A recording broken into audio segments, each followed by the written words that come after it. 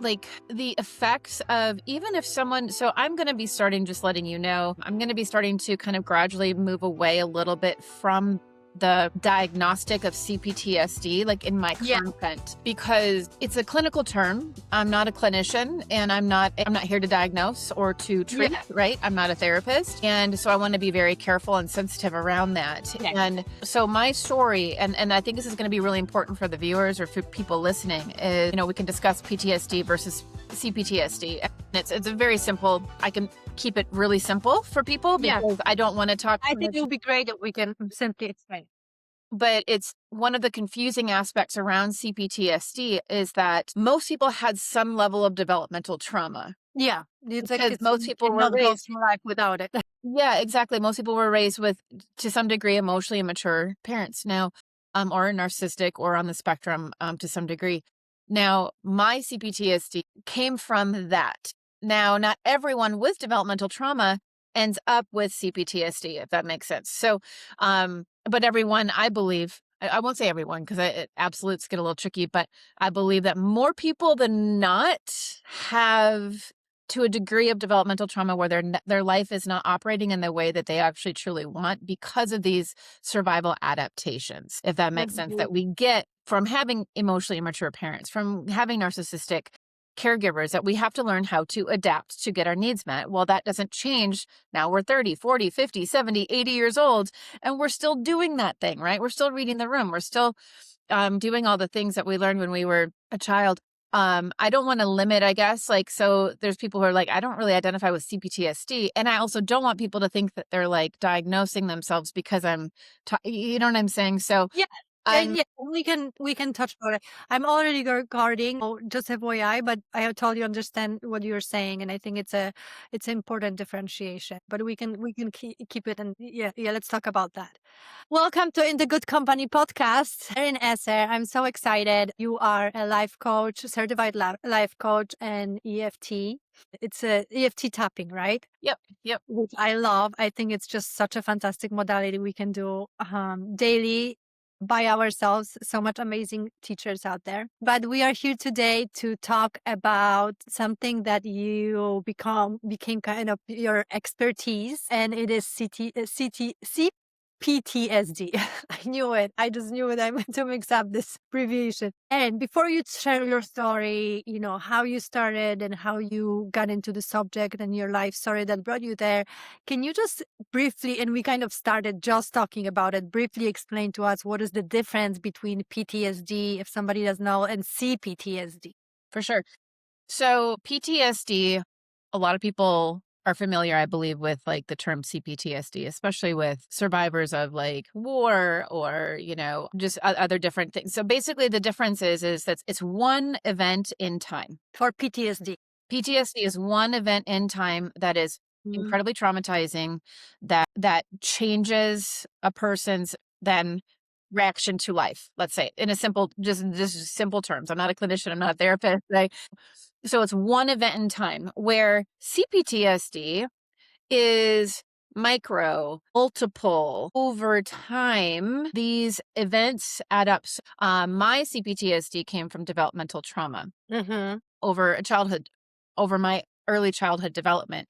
Now, CPTSD does not have to originate, though, in childhood. That's the other thing. So CPTSD could also originate in adulthood if you are in, say, a domestic violence relationship, if you are in a narcissistic type of dynamic with someone and you're in that for a time, right? Because it happens over time.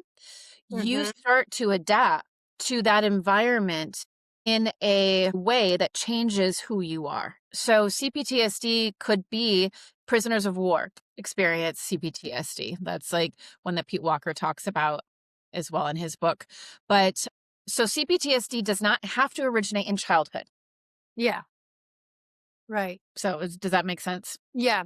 And especially this kind of prolonged exposure to traumatic trauma, right? And that's or right. to toxic behavior or to, any kind of. And the whole idea, the whole idea is that you can't escape. You can't really get away from it. So you are stuck almost like a prisoner of your circumstances in a sense.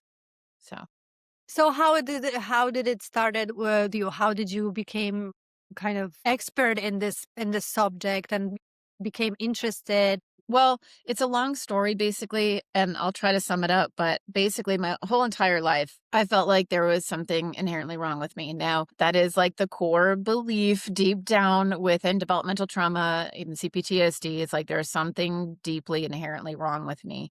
And I was always trying to figure that out. And I was trying to find the answers to that. And I found, was trying to find it through different means throughout my life.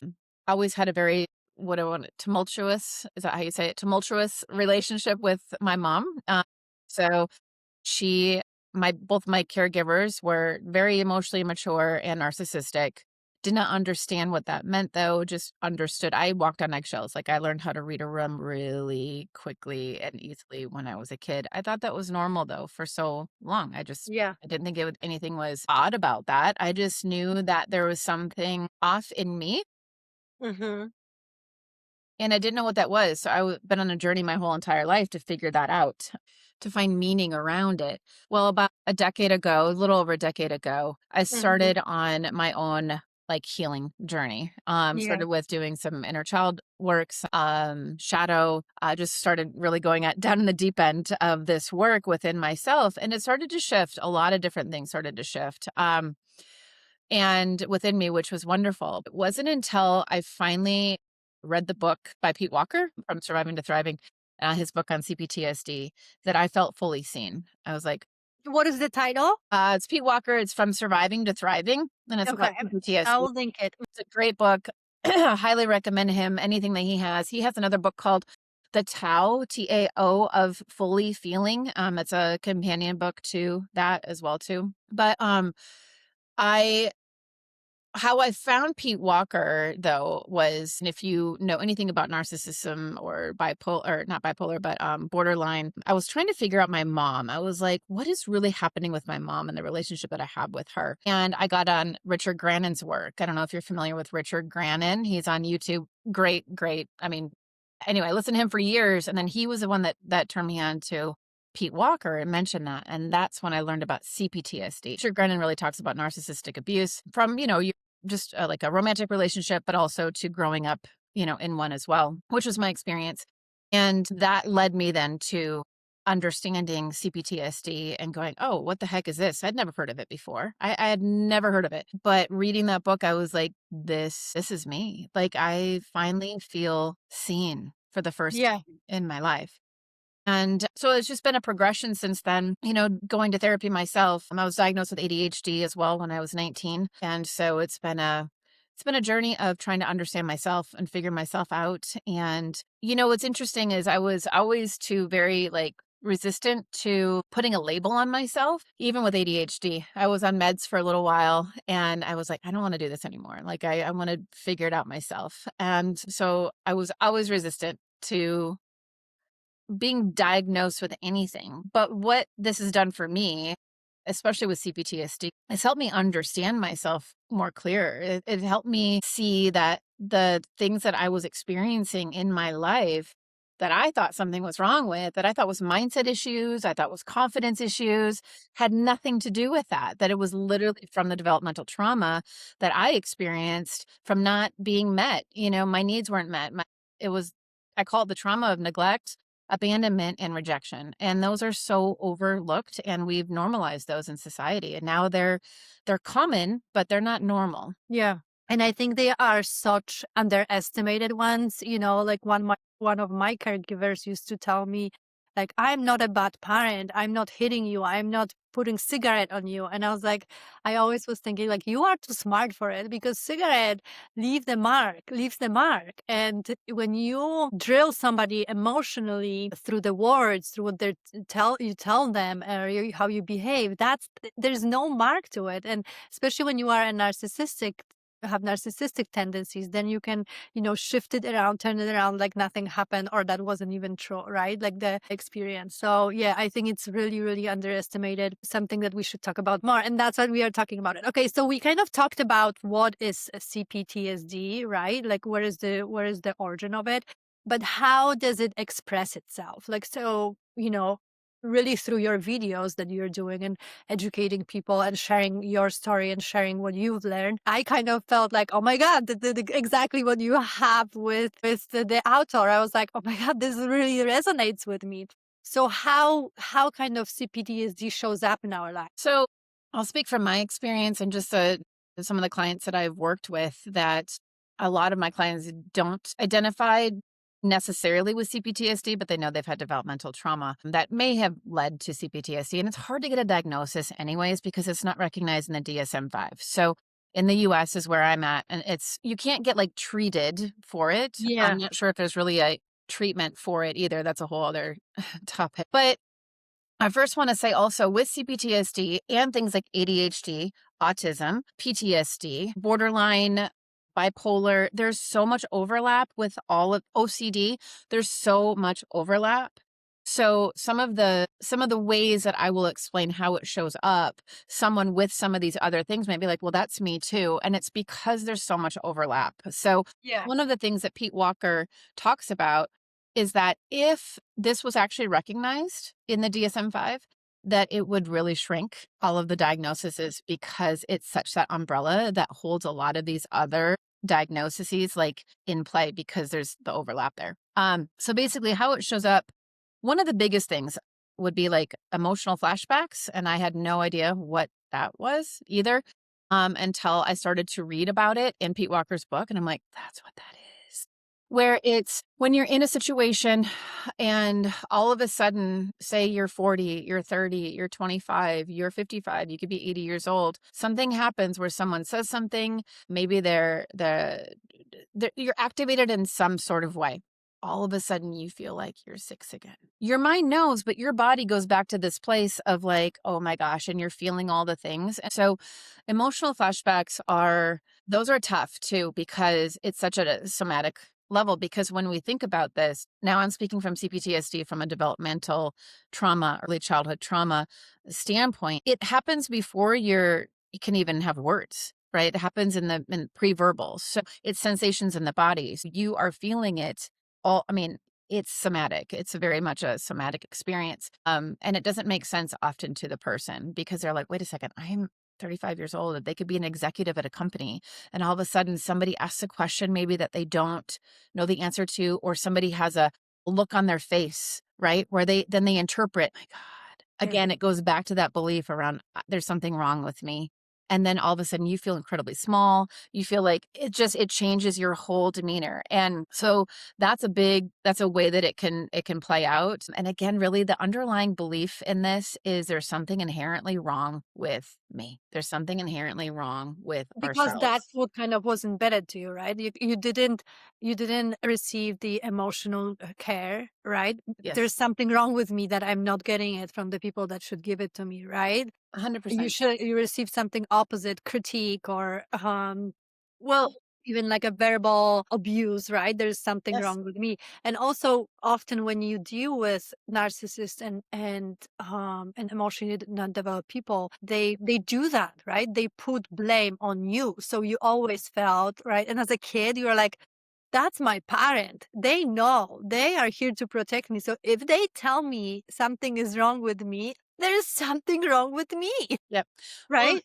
and Like a who couple you should things. trust if not them. Yeah, 100%. And that you touched on something really important there. And a couple things is that before, when this starts to happen from the moment we come out of the womb, like I was saying earlier, it's pre-verbal. So you don't have words for it, but it's sensations in the body. So even if it's just our caregivers are so stressed out, right? We're crying, they go to pick us up, but the look on their face is that of like frustration or what, all those things. They feel our nervous system. So I have a little grandbaby here now, and it's one of the things that like I'm really, and so my daughter is as well, is like really like we understand now. Like I wish I would have known this when I had kids. Being in tune with the emotions, right? Allowing them to flourish Yes. and work through their emotions, right? Because being emotionally available doesn't mean that you don't give emotion. You don't allow emotion to be present from this other person, right? Well, and yeah, and one of the things that I think is really important to understand is that when before we even have words to describe this as say an infant or, a toddler, like they're experiencing their world through their caregivers. So if caregivers, in a very simple way, if caregivers have issues, if they've got stress, if they've got a lot of trauma, unresolved trauma within them, they're projecting that onto the child. Child doesn't understand what that is. They don't have words for that at that time, but they're interpreting it as sensations in their body. And that is how it gets relayed as well, too. So this imprint is so deep within us. So deep, we don't even remember it. That's why it's so conscious. And then the second thing too that I want to touch on that you mentioned is you're like, it's our caregivers. It's like, so of course we're going to listen to them. Well, the reason why we do is, and I have a few videos on this as well too, is it's literally like psychological annihilation. If, um, um, as a child, we have a decision to make and it's not conscious. As a child, it's if we're getting this, if we're starting to understand as a child that our caregiver isn't safe, right?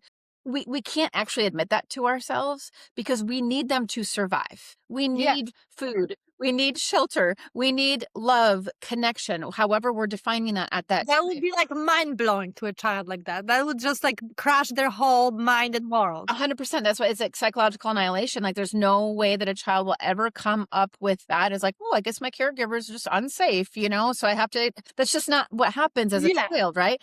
As a child, we're like, oh, I'm the problem. Hence, starts to get that right in there. Yeah. I'm the problem. So if I'm better, if I do differently, maybe then I will get connection. Maybe then I'll finally receive the love.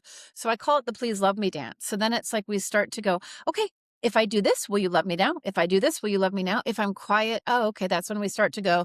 I remember coming home from school and if my mom would be off work, I mean, all I would do is she didn't even have to have her face facing me. She was down the kitchen. I can still envision it now. Her shoulders, the way she'd carry her body, everything, the way she clenched her jaw with like all of these things and like the manner that she was doing dishes or doing something in the kitchen. I could tell immediately, do I need to be quiet? Do Mm. I need to fawn, right? People please, like try to make it better for her to manage her mood, right? To help her regulate. Or do I just need to go in my room? Those are my three things. I would just, withdraw, fawn, or just, but you learned really, really early on how to attune to your caregivers when it should have been the other way around. Yeah. So, yeah. Okay, so I love that. And just like a little plug-in about, going back to this feeling. One of the first things you mentioned about CPTSD, right? Like sometimes you have this emotional flashbacks. I literally this weekend I was having my breathwork class, and then after I wanted to share some writing, like a little wisdom. And I started reading, and I have a dyslexia and dysgraphia. And I am reading, and I see, when you have dyslexia, dysgraphia, like the words are shifting, Mhm. and I'm starting tumbling. And I literally felt what you just talked about. I felt my 7-year-old. We used to stand up and read in front of the class. And with dyslexia and dysgraphia, it's really hard to read. Obviously, especially as you're learning to read, and then you have ability like this, so it's harder. And I literally felt it, and I was just reading, and I was like, okay, I'm here, slow down. It's okay to make a mistake. And it was just such a beautiful moment. And I was like, oh my God, it was literally what I experienced. I felt like this little self in front of the class reading and stumbling. And I'm stumbling as a 40-year-old woman, and that came on top of that. And I was like, wait, wait, wait, we are going back. We are going to hold this little child's hand. I slowed down. I started, laughing that I am, making mistakes. And then I was like, okay, I read, but I literally went through the thing that you just described. I want to pause here though and reflect back to you.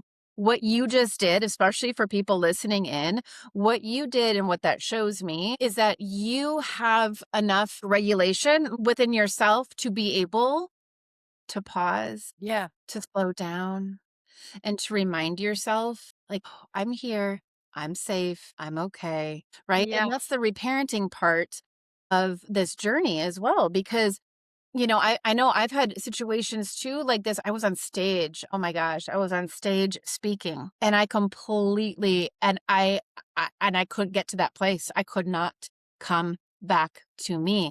And what you're describing though is so beautiful because And this is I actually literally the a video you talked that I did this morning, I did a two-part video, and it was on that. It's creating safety within yourself. And Yeah. so you've done that, right? Where we're creating more space between the trigger or the activation, right, which you described, Mhm. and our response to it, right? Like the reaction before, the old pattern would have been maybe just shut down, maybe like hide, right? Like when we were a child. Yeah, or going or tuning in, right away to environment, what they are thinking. Oh my Yes, God, they feel uncomfortable because I'm stumbling, and it creates even more drama within me, and then it becomes yes. disaster. Yeah, And 100%. it's just like I didn't even notice the people that were in front of me. I was Yes. so with myself, Yeah.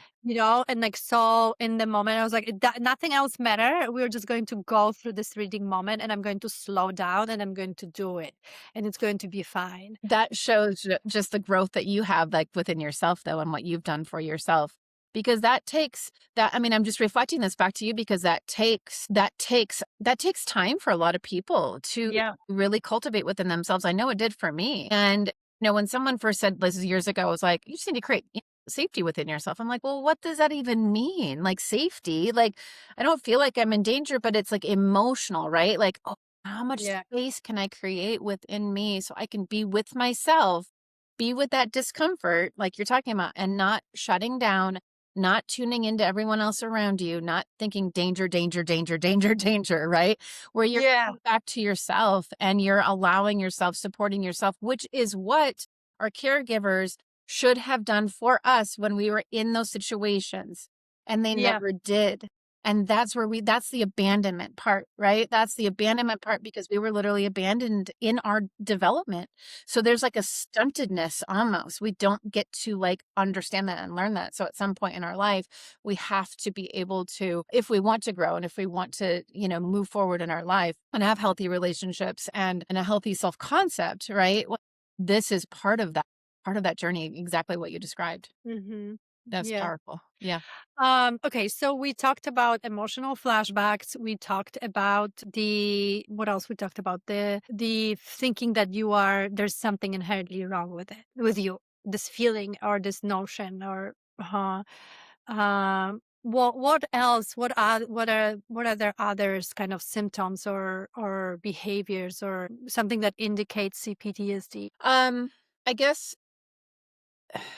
my mind is going blank right now. I have it all in Take my your videos. time, be with yourself. Yeah. Like, yeah, I mean, it's emotional dysregulation. That's a huge one. Emotions are so, so, so intense. You're having a really hard time to recover from those big, big emotions. That's another really big one is just the emotional dysregulation that comes with it as well, too.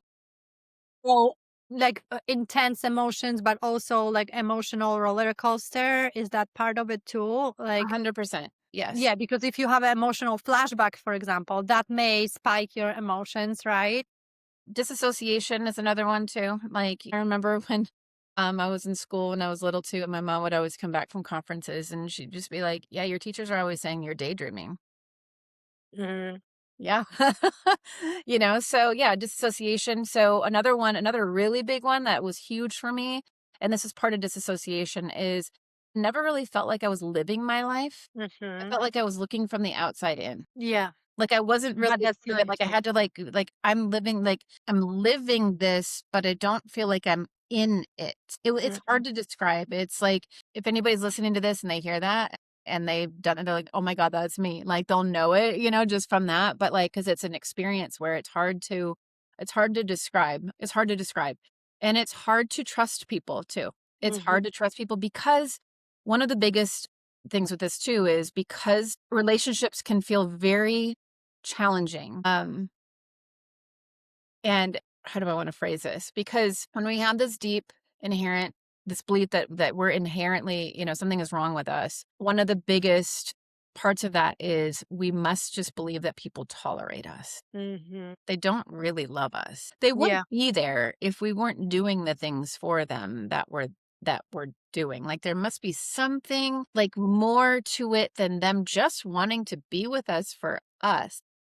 Mhm. Like, that just doesn't quite make sense, but we don't realize that until we start to get in healthier relationships And that starts being reflected back because healthy relationships are still fucking challenging, man. They're challenging still. Yeah. Going to challenge all the parts in ourselves that wants to fight it or wants to shut down or wants to Yeah. believe, these adaptive behaviors, right? That we have built up, within ourselves. And so, it's constantly like challenging those parts within ourselves that when we are in even healthier relationships. And yeah, because it's like something might still happen and we still are going to get triggered and be like, oh, yeah, see, they can't choose me. That's one of the biggest things too. It's like, we just want to Yeah. feel chosen. I mean, I think everyone really wants to feel that, right? That is a core deep down belief. We just want to feel chosen. Yeah. Do you think that self-sabotage is one of the things and how That's a great CPTSD? question. Because I feel like sometimes, like looking at myself, I really have this, and it maybe that's why I talked about it because it's this deservingness part. I think that in self sabotage, there's this element of not deserving. Like if something there, I think there are two things that happening, at least for me, like this part of like being not deserving something good happened to me or a success or peaceful moment in my life. And the other thing is just being used to this emotional turmoil pattern. And when it's quiet, when it's successful, it's like, that's new. And when something is new, it's uncomfortable. So what do? We paddle back to comfortable pattern, which is let me infuse a little bit of chaos here, because the chaos is the thing that I feel comfortable with in. Yes. So do you think that self-sabotage is one of them? I believe that we have a normal reaction to an abnormal environment that we grew up in, and our nervous system is doing exactly what it was trained to do. That's what I think self sabotage is. I think that sometimes when we term it self sabotage, it's another blame game because we're so good at that, anyways. We're so good at blaming ourselves. We're so Yeah, good. again, I'm becoming the not good enough, and Yes, then something it's is like, wrong with "See, me. I'm doing this again. What's wrong with me?" Right? That's the voice inside. Nothing is wrong with you, though. Nothing is wrong. Your nervous system is doing what's familiar. You said it Yeah. yourself, right? It's familiar pattern that you go back to because that's the chaos, right? Mhm. Peace isn't familiar. Peace was never safe. Success, however we want to define that for ourselves, right? Like you doing a podcast, right? Like on social media, like me doing videos on social media. Like I can't even tell you how much my nervous system I've had to really I mean, I've gotten so much attention in the last just month or so with my videos that I'm like, okay. And I know my patterns though. That's the thing. Like I know my patterns. I know like what I can do to, if we want to call it self sabotage just for simple terms. So I'm like, okay, I get to be with myself more. I get to sit with that uncomfortableness. I get to, yeah, it's uncomfortable. Like I'll go through all of the comments, the great I've had a video on this and all the great comments of like, oh my God, thank you so much. You seem, like I finally feel seen. Like you're, describing this in a way that I've never heard before. Like this helps so much, to the one that's like, yeah, that never helped me. Or like, something that's a critique, right? And then it's like Yeah. focusing on that versus like, okay, can I be okay and with the critique and like not let it take me off and then stop posting, right? Because that's the thing. And then we'll call it self sabotage. It's like, okay, something happens that activates me. And then I stop doing what it's going to do, what I'm doing that is actually going to better me. We can even go into the gym, whatever it is, right? Whatever it is that we want to do to move forward in our life, something activates us. But then we have to be able to like pay attention to, oh, what is my pattern? Like, what is that pattern that usually takes me off course? So Mhm. that I can catch it when it's happening and we can go, I recognize this. Yep, this happens. Okay, now how do I want to show up? How do Yeah, I want and to just show up when we literally want that? do the opposite what you usually did, right? So if usually you would sit down and binge a TV show for a day, Mhm. that's me. Yep. Like, what if I go outside, work out, stick with my routine, Yes. journal about it, and Yes. sit in it, right? Yes. Versus dissociating, numbing, and doing all that stuff. Yeah. 100%, because what you're talking about binge watch, I mean, it's the same thing that we did as a child, just in a different way as an adult. Daydreaming. It's a daydreaming. You are in somebody else's world. Yeah, Yeah. 100%, because we Yeah. don't want to be able to be with our own discomfort. That is the worst part about it. The video I put up today was like 3 things, right? And the third thing is the thing that nobody wants to do. Yeah. let's talk about it. Okay, so we talked about what is PTSD, kind of how it shows up and how it manifests in our life, and then just the simple things that we can start doing to address it, right? Like, this is something that you talked about today. So can we talk about those three things or For anything sure, more? for sure. So the first thing is just awareness, awareness of what it is. And it doesn't necessarily mean awareness around like, oh, I have to figure out if I have CPTSD or anything else. It's not about that. It's saying, well, yes, I have this awareness that I believe that there's something inherently wrong with me, or that I am always to blame, or that this is happening. It's the awareness around it, because we have to be able to bring it up to the surface, to be able to look at it, so that it starts it a little bit, starts to like loosen its grip, right? And so we have to be able to just consider that what we've believed for so long might not be true.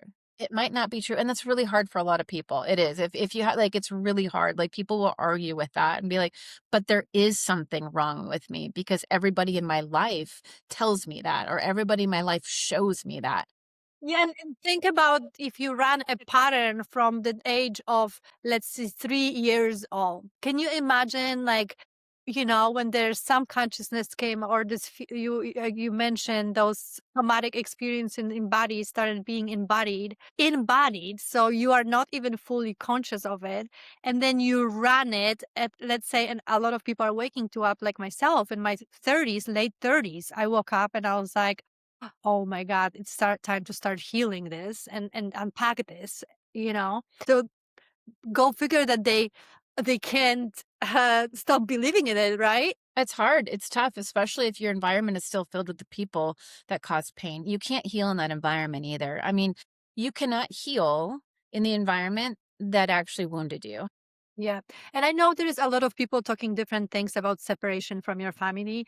I think, you don't choose your family, but if there is, and especially with emotional abuse, what we talked about, right? Because everybody will believe you and tell you, oh my God, yeah, your mother hit you and you had scars. You should be separating and having distance and not having connection even for a while, versus when there's emotional abuse, and especially with narcissists or people who are actually very intelligent on top of that, who play the game and they are extremely nice to everybody else, and they single you out because you are the source of energy, you are the source of feeding, you are the problem for them because you see through them, right?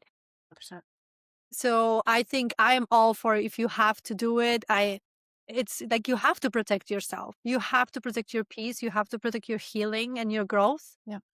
I mean, I believe that too, and I think it is definitely a hot topic right now, over the last few years. And social media, especially TikTok, has really, really put it out there, right? Where there's estranged parent groups, there's, like it's there's a lot of differing views on that. And I believe that it comes down to like you have to make a decision that's best for you, period. And it might not be forever. I had to cut off contact for about 6, 7, 8 months, right in that time frame, because it started to affect my kids. This is like back in 2018, and it started to affect my kids. I saw that and I was like, I can't do Yeah. this. I need to separate right now until but I didn't. So I think for me anyway, I'm just going to speak for myself because that's all I can, all any of us can really do, is for me, it was about healing me then and my reaction to it. Yeah. It because if we're focusing on the other, we're never gonna heal, and that's hard to get to if somebody's just listening to this and they're still activated in those environments. But I was able to choose, like, I wasn't living in the same town, I wasn't living in the same, like, I could actually choose to not be, and it wasn't, like, a huge Yeah. disruption, I guess, in my life at that time, thank goodness. That was wonderful for me. Not everybody has that privilege, and I get that, and at the same time, like, it's tough, like, I'll just go back, like, you can't heal in the environment that poisoned you. You can't drink from the same cup and Yeah. expect, you know what I mean, that there was poison in, so, yeah, I believe that it can be very, very incredibly healing, and not all parents will see the error in their ways.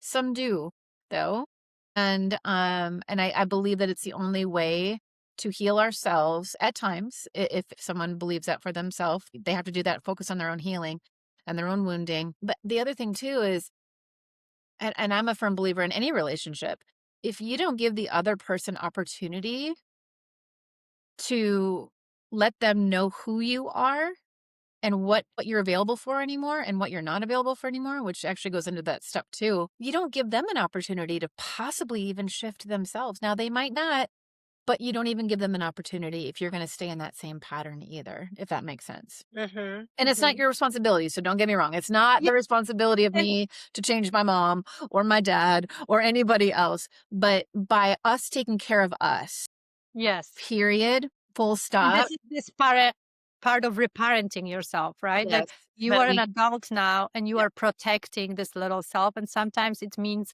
I'm going to cut you off. And 100%. again, this cut off doesn't have to be forever. Maybe, instead of talking weekly, you talk one in sometime in 6 months check in. Maybe it's for a year you need that space, right? Like they're all, but I think, like you said, I think it's so important that to not be in the same environment that poisoned you, because it's like being in the mold. You know what I mean? Like you can open the windows and spray it Yeah, and do whatever you want, but there is a mold and yeah, yeah, yeah. 100%. So, and then I just want to plug in one thing that I think we all have to understand is that, we talk about our caregivers and parents, and and it helps me actually in my healing process. It helps me not seeing them as, there was a longer moment that I was seeing my one of my caregivers as my enemy. I don't see them like that anymore. I just see them as a deeply flooded, deeply unhealed, deeply traumatized, because that's how they became narcissists. That's how they became, sociopathic tendencies person, whatever, on whatever scales they are. This is just yet another unhealed trauma in the generation. And what a privilege I have to see through it and to heal it for myself and my daughters, hopefully, have it less of, or, completely cleaned up, or not having them exposed to it, or seeing myself in a different dynamic in that situation. You know what I mean? Yes. So I think it's just so important that these are not bad people. These are deeply, deeply unhealed and traumatized people themselves. Well, With and a lot less of them knowledge that we have, with this right. less self-awareness, right? Well, and I think and a lot of them, I wanna make a distinction though here really quick because a lot of them do they're not perhaps they're not bad people, but they do bad things to harm people, right? They've done things to harm their children. And that's really I want to make that distinction because, I worked with people who've from SA to, so many things, and it's like what was done to them felt really bad, right? Like, and so it's like, yes, it is. They've done because of trauma. And I think it comes back to like when we don't heal our wounds, when we don't heal our trauma, we inflict pain on other people, period. We Yeah, just do. just And continues. depending on how deep that trauma goes and how what we've been exposed to and generational, because that's the, you thing you touched on as well too, is the generational trauma. My mom and my stepdad were down here a few weeks ago, and every so often my mom talks about like keeps her up at night. With my mom's 7 years old, and she still talks about the trauma with her own mom and with her grandfather, and the physical abuse and the verbal abuse and all of these things that happened. And it is generational. And I don't know what happened past my great grandfather, but I can imagine. If you're out whipping your child, what happened to you to make that seem appropriate or normal or okay, right? And I think throughout the generations, as we've come down to like this generation that we're in, we've gotten so much more trauma informed. We've gotten so much more trauma aware where we're like, that's not okay. Yeah. And the whole saying, I don't know if you remember growing up, I certainly do. Sticks and stones may break my bones, but words will never hurt me. It's like, What is it? so this is what I grew up believing, and it's called it's a little saying called "Sticks and stones may break my bones, but words will never hurt me." And I remember sitting with that so like for so many years and thinking that's such bullshit. Like, that's so not even true. Like, who came up with that? Yeah. Mind programming and mind fuck is that? Like, of course, words hurt, and words can hurt sometimes deeper. And I'm not trying to compare any kind of physical abuse to words, but, so, Yeah. oh my word, they leave an imprint, such a deep, deep imprint. But yeah, so it's trauma, unhealed trauma inflicts pain on other people, period. if we don't Yeah, heal our it stuff. just continues. Okay, so we talked about kind of self-awareness Yes. when it comes to start working through your CPTSD and just working on yourself. Then we talked about self-regulation and like finding safety within, Yep. which I think it's one of the most beautiful and most amazing milestones you can achieve in self-healing, to understand that you are safe with yourself, within yourself. Is there is anything else we can focus on, or it's important to pay attention to when it comes to Yeah, dealing and so I was just healing? gonna talk a little bit about how to create and cultivate that safety within because Yeah, sometimes, I love that. so step 1 in doing that, in creating safety is the awareness, that this has to happen, that, like, maybe I believed something that maybe isn't true, like, and I'm gonna challenge that a little bit, just let a little, like, I'm gonna crack open the door just a little bit and let a little light in, and because some people, that's all they're able to do in the beginning, and step 2 is understanding that the overarching or the umbrella belief is something is inherently wrong with me that we've already mentioned, right? But underneath that, then what's the pattern, right? You talked about when you were 7, and then when you were at a breath work and you were reading that, right? Like you went back to that time, right? Of that. So the adaptive pattern that you have created, that you have built up around you to protect yourself, to keep you safe, that falls underneath that, the deeper belief. Stop reading. I would abandon it. So you'd shut down. Yeah. You'd shut down. You'd probably want to hide, disappear, right? Like, yes, you'd like, okay, I want to disappear right now. I just want to, like, right? Like, And so abandon it. Don't even try. don't even try. Yeah. So basically it's understanding what that pattern is underneath that belief or on top of that belief, however we want to look at it, but within that. And then when we start to see that, then we're like, just like what you described. So then when we're in that again, then when they're in that situation where we get activated in that. So now we know our pattern. Now we're aware of it. And now we know our pattern. Like we have to know our pattern. Like we can't not know our pattern or else we won't be able to interrupt it. Then it's like, I think about it as like, it's kind of like, and it kind of dovetails right into step 3, but it's like, I think about it as like if you're riding a bike or bicycle and you throw a piece of wood or a stick in the spokes, right? And you stop it from going, like you're interrupting that pattern. You're stopping that from like moving forward. You're like so you recognize that pattern. And then instead of doing that, you do something different Yeah. and you sit with the discomfort and you come back to yourself, because what happens is when we are reacting, we literally go unconscious. We're back Hmm. in that reptilian brain. We're back in that primal, like fight, flight, freeze, fawn. Like it's just whatever adaptation from fight, flight, freeze, fawn that we have. We go back in that. We don't even remember. It's literally subconscious. So what we're trying to do is keep our prefrontal cortex like online a little bit. So before we go offline, Hmm. like, it's an easy way for me to think about it sometimes when I'm like, I'm online or I'm offline, right? And when we're offline, that is when we're shutting down, or that's when we're doing those mechanisms. Say, say it could be somebody goes quiet or has a here's a good one. Like this just happened to me actually the other day.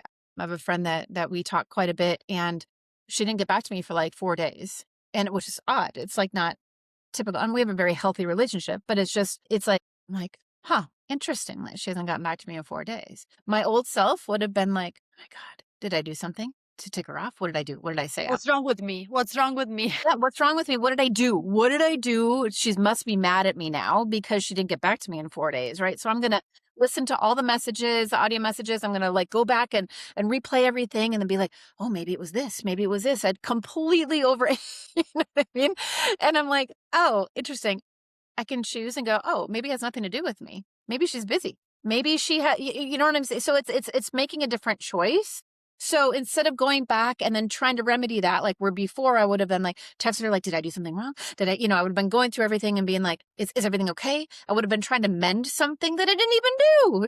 I didn't even do anything, Yeah. right? It's like, okay, I'm going to trust now. I'm going to be the discomfort. And maybe I did tick her off. I don't know. I have no idea, right? But the uncertainty, being in the discomfort, which really does mean being in the uncertainty, because we want to believe something happened that maybe didn't happen. And so we're in that and we sit with that and we're like, okay.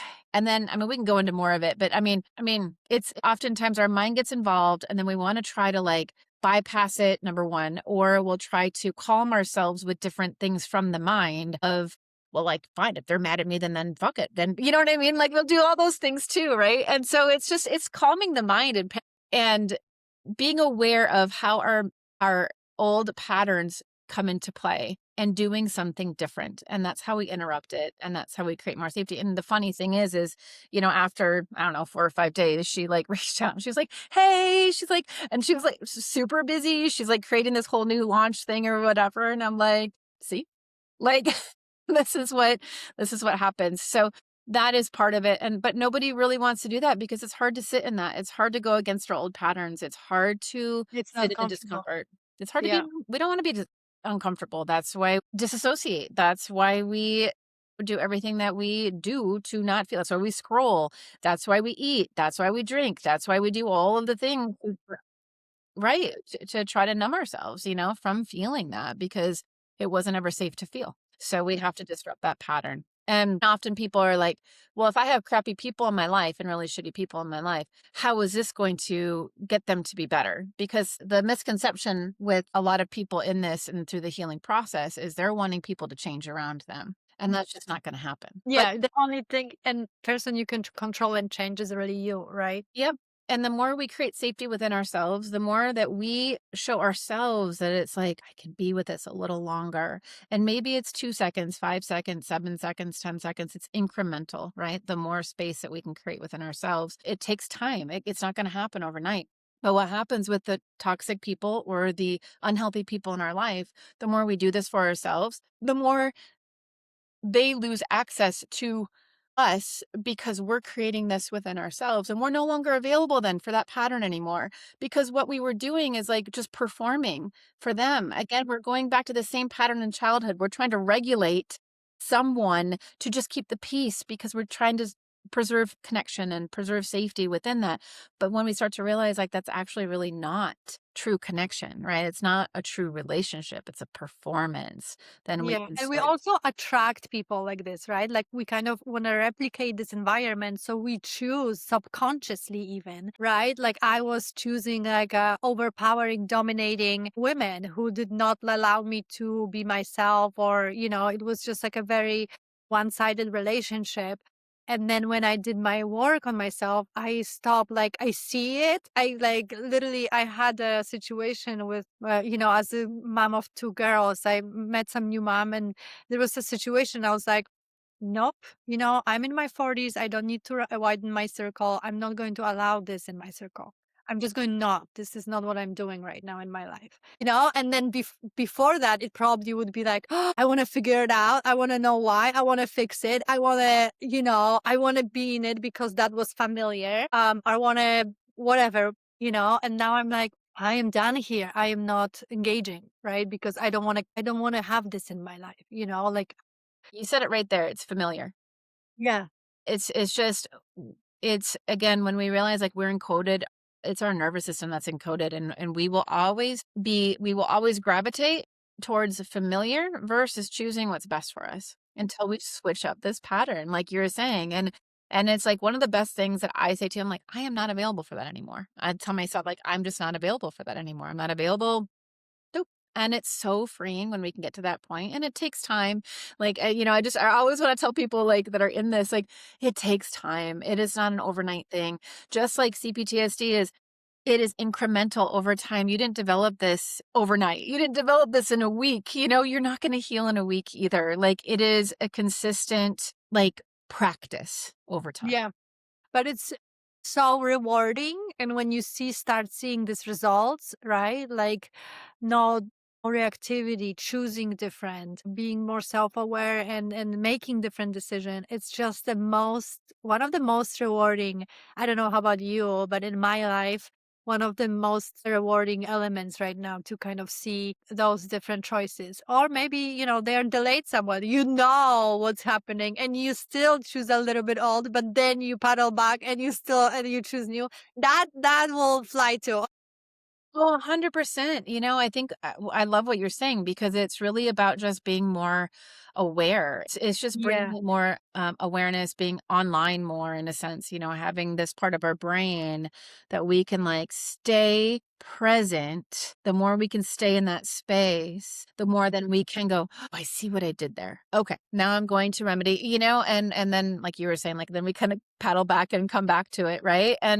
Yeah, it is incredibly rewarding, when growth is not linear, right? Like we know that, like if we're on a growth process, we know it's not linear, right? It's a cycle and it's a journey and it will take us to the depths of ourself if we allow it to. And when we can look back, at least for myself, when I can look back on or I can see myself in a situation now and go, "Oh my gosh, before I would have done that." And Yeah. I didn't do that. I didn't I chose differently, and because of that, I have different relationships. I have a different relationship with my kids, with, just life in general, with myself, and with what I know I can create now because I'm trusting myself more too, because I'm creating more space within me, and that is that self-trust as well too. Yeah. Beautiful, beautiful. And we could talk about trauma forever, but I love that. And then just one thing I want to plug in, because when you were saying about this kind of like stopping the minimum and choosing different, I really find that it's just the most simple and cliche thing, but taking 1 or 2 breaths. I find it, it's so anchoring in a body. It brings us to the body. Like literally with this reading experience in my class, I just stopped for a second. I took a deep breath, which also made me feel uncomfortable because it feels like you take space and and with this kind of trauma, you don't like to take space because we know what happens when you take space when Yeah. narcissist and just take a breath and that brings you to your body, which usually you disappear from, you dissociate, you go somewhere else, and you are just like a shit show in the making, right? So I think like again, we don't estimate we sometimes underestimate those simple techniques, but taking it just a breath, it's can shift a lot for us. I love that you said that and because it is so true, like to leave your audience with this is so big. It's literally the simplest of things can have the biggest of impact. Sometimes even to just orient yourself. Find something even in the room, like if you're activated, find something in your room that like maybe you like the color of or you like the shape, something that brings you like that you can focus on and just focus on it. And like you can even tell yourself if you can, if you have words for it, like, okay, I am safe now, or I am here now, or be here now. Another thing that people could do too, this is what I had to do in a former relationship that I was in, this was years ago, where to come back, because I was like, oh my God, just freaking looping and spiraling, right? I just hit my legs, like I'm I just, love or tapping. the butterfly, like just because it helps to like reorient yourself, it helps to ground yourself and sometimes just slow tapping. It's like reminds you of your body, it's connecting the mind and the body together. And it's like Yeah. there's I just the love yeah. simplest of things can be the biggest of can make the biggest impact, especially when we're 2 a.m. and we wake up and we're spiraling, or in the middle of like, right where you're having to like, there's people around you, right? Like, what can we do that's simple right now? We can't always go through a tapping, EFT tapping protocol, or we don't always have access to our therapist to do an EMDR session or something like that, right? But what can we do in the now when we Moment. need that, when we're activated and we need to like bring ourselves back? It's beautiful. Just breathe, tap yourself a little bit, focus on one point that brings you safety or calms you down. Yeah, I love that. And is there's any, I know you mentioned 2 books that I'm going to link, but is there's anything lately that you are using, an app or a book or a podcast or anything else that you want to share that is like inspires you? I always like to share it with my audience. Anything or maybe something that helps you run your business, anything that pops up. I want something that is like very organic pops up into your mind. Well, I mean, I guess the first thing that pops up in my mind too right now is, one of the things with this is identity work. We haven't touched on that, but like it's identity work. It's like once we start to feel safe in our body, because with developmental trauma, we don't even know who we are. That's the other one of the things. Yes, because we were so tapped in, so managing everything else, keeping safe that we did not have space to develop ourselves, right? We are adaptations, and generally our caregivers didn't allow us to become ourselves. That was a threat to them, right? And so we are our adaptations now. And so part of this journey is coming back to this foundation of who were we beforehand. And oftentimes if we grew up and we have developmental trauma and we have CPTSD from that, we don't know. There is no self to really return to. And so one of the things that I've done in my own practice and what I do for myself and my clients is, and it's woo, and I don't think any other probably coach does this for trauma or for identity work, but it's human design and astrology. So I get back to the blueprint of who people are, of what they came in here for, and share with them like their karma, their dharma, like their activated wound, so that it can all, their journey now starts to make sense and they can start to make decisions from that space. People don't need it, but it's a really amazing tool. So if people haven't looked into that and they're really wanting some identity, like, who am I, like, beyond this? Who am I underneath this? Like, what did I come in here to do, like, into this world, into this, what, who am I? I mean, really, like, it's like the biggest, like, question. I don't know. I mean, that's what I had growing up, is like, who am I? Because I had no idea who I was. That has been those are two amazing tools that people can look into. And yeah, it's amazing. Yeah. And I loved it so much. And, for anybody who is like, seriously, you're going to go to astrology now and human design, I thought of it like this. I'm starting for somewhere of the blank page, and how scary it is in my late 30s to understand that I don't even know who I am. So if I read human design and human design give me something, right? Like they tell me you are a generator, so you have to follow where you get excited, and whenever you have something that drains your energy, you need to remove it from your life. That gives me something to work off. If it doesn't, it's not going to resonate with me and not going to work, I'm not going to use it. But at least astrology and human design, and I'm getting like the biggest chills in my life right now, gives you some kind of like a foundation. You can start off discovering yourself. It's not 100% truth, because it's so personalized and nobody will so personally serve it to you. But it's a framework that is extremely, I think, helpful, especially for people like us who later in life and feel like, oh my God, I wasted so much time. And now where do I start? What am I freaking going to do? Like start singing or whatever? No, it's like, you can really use astrology and human design to have a little bit of the base to start of something. Like, okay, let me explore this, and also I feel like with astrology for me, it was extremely healing too. Because when you said, and we kind of are going back to beginning of the conversation, that part of the CPTSD is there's something wrong with me. And astrology, there's so many moments I had when there was like, oh my God, that's why I'm like this. That's why Yes. I have such a strong delivery. And sometimes because my Mars is together with my sun, and I'm like sometimes like Oh, a book is it really? message, and it's just healing. And also this foundation, I think, that you can start off as an inspiration, as a, why Yes. not to try it? What there is to lose? We lost so much life already through these traumatic events, through not living our life purposely and aligned, that why not to use that as just a sign and be like, okay, let me explore this. And since I Yeah. started using human design and Yeah. being a generator, that I only follow what gives me energy, right? So this podcast gives me so much energy for the last 4 years of doing it. It's incredible, Yeah. right? Yeah. But I would never, do it before, and like leaving corporate world who was sucking, draining my soul, right? Mhm. Yep. Completely shift in life. And that, for example, started for me with human design. I said, okay, what brings me joy? What brings me energy? And that's how I started Yes. shifting my life, and it was in my late 30s, and I was like, Mhm. holy fudge, not only I had to heal, but now I have to build. I love that. And it's so interesting. You mentioned Mars and Sun. I was like, ooh, like immediately I'm like, oh, yep. So that's the thing where you're like, now it makes sense. Like my first human design reading, I'm a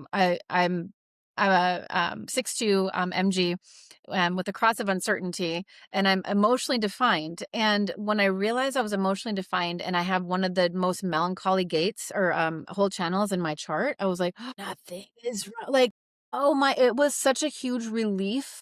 I don't have to carry this anymore. Like, I've just been looking at this wrong. I've been judging myself in a way that was like, I didn't see it clearly, until now. And then I could start really working with it. And I'll just say one other little thing. My grandbaby was born about 2.5 months ago. And the first thing when I was like pulling his chart and I'm like, share with my daughter. I'm like, okay, he's got pretty much almost everything in Aquarius, like, except for a couple little placements, a few placements, but there's like, oh my gosh, I'm just like, okay, this is his wound, this is his Chiron, this is like all these different things where I'm like, and it's aspecting this, and it's on his, like it's on There's a lot of placements that are on mine. There's you can do so much with it, and it's so eye-opening, and it just makes you really see yourself and the world and other people in a whole new way. So yeah, I love it. I believe it's one of the most underrated um in this type of work that there is. So yeah, I love that you love it too. That's great. Yeah. Okay, so everybody pull your charts and human design charts and start learning about yourself and healing and growing. Yes, absolutely. And thank you so much for this conversation. I so enjoy it. And thank you for all Me the too. work you do it, the awareness, and really, like I came across your videos and they are just so healing. And I see myself thanks to you, and I understand myself better thanks to you. So thank you for that. I really, really appreciate it. Thank you, Anna. And thanks for having a platform too where people can come and share. Yes, and obviously I'm going to share anything. I'm going to share the free checklist chart you send over, and obviously link to your website, to your TikTok, and all that good stuff. Beautiful. Wonderful. Well, thank Thanks you so so much, Anna. much. I enjoyed chatting with you. Thanks.